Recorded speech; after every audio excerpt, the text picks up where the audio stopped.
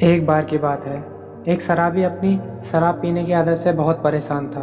एक दिन वह एक महात्मा के पास गया और बोला, मैं शराब पीने की आदत से बहुत दुखी हूँ। इसके कारण मेरा घर बर्बाद हो गया है, मेरे बच्चे भूख से मर रहे हैं, मेरे घर की शांति नष्ट हो गई है। आप ही बताइए अब मैं क्या करूँ। महात्मा ने कहा, अगर तुम्हें शराब से इतनी ही परेशानी है तो तुम इसे छोड़ क्यों नहीं देते। उस आदमी ने कहा, मैं शराब को छोड़ना तो चाहता हूँ लेकिन मुझे यह नहीं छोड़ रही है।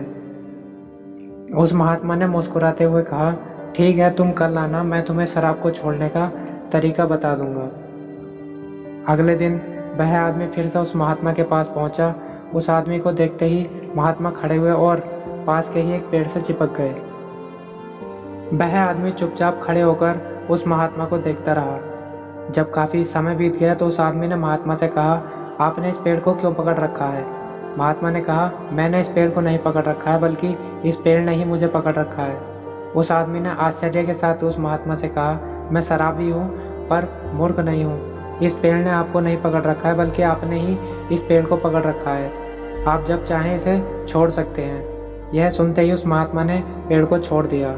उस महात्मा ने कहा, जिस तरह मुझे इस पेड़ ने नहीं पकड़ा हुआ था, ठीक उसी तरह शराब ने तुम्हें नहीं पकड़ रखा है, बल्कि तुमने ही शराब को पकड़ रखा है। तुम जब चाहो इसे छोड़ सकते हो।